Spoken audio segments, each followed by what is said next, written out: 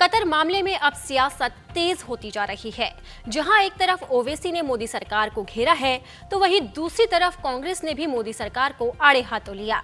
कांग्रेस सांसद मनीष तिवारी और सलमान खुर्शीद ने केंद्र सरकार को आड़े हाथों लिया और कहा कि सरकार ने पूर्व कर्मियों के परिवारों के सदस्यों, पूर्व सैनिक लीग और यहां तक कि सांसदों के अनुरोध को कभी गंभीरता से नहीं लिया। ये वो मुद्दा नहीं है जहां हम ये कहें कि उनसे ये कहा तो उनसे ये बोला। 8 बहुत ही ज्यादा सीनियर कर्मियों की जान दांव पर लगी है। तो क्या कुछ कहा कांग्रेस नेताओं ने, आपको भी सुनाते हैं।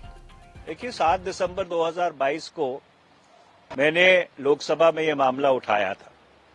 तब तक 120 दिन ये 8 सेवानिवृत्त जो नौसेना के बहुत ही उच्च अधिकारी हैं, उनको सॉलिटरी कन्फाइनमेंट में 120 दिन के लिए रखा गया था।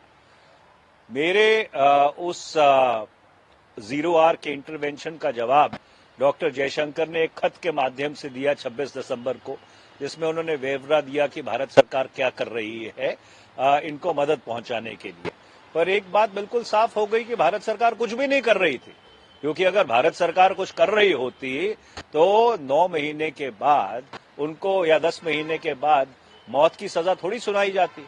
आज तक ना इस मुल्क को मालूम है, ना उनके परिवारों को मालूम है, ना इस देश को मालूम है कि उनके खिलाफ मुकदमा क्या है, उनके ऊपर आरोप क्या है, किस तरह की ये कानून व्यवस्था है और किस तरह की ये भारत सरकार है कि अपने 8 सेवानिवृत्त उच्च अधिकारियों को इस तरह मौत की सजा सुनाने दे और उसके बाद इस तरह के जवाब कि वी विल एक्सप्लोर और legal options, legal fight will go on. भैया, उन्होंने उनको मौत की सजा दे दी है।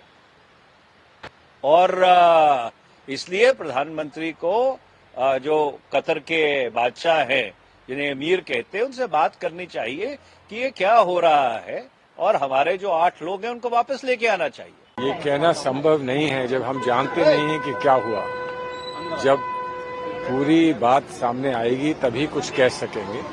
आज हम सिर्फ दुख व्यक्त कर सकते हैं कि ऐसा हुआ है, और हमारे लिए ये मानना बड़ा संभव नहीं है कि उन सैनिकों ने ऐसा कुछ किया होगा जिसके कारण उन्हें कोई दंड दिया जाए। ये तो छोड़िए कि उनको मृत्यु दंड दिया जा रहा है। हमको ऐसा लगता है कि ऐसा नहीं हुआ होगा। अब क्यों ये हुआ, कितनी पैरवी हुई, सरकार की तरफ से क्या होना था, क्या हुआ है, वो जब सरकार बचाएंगे तभी पता चलेगा।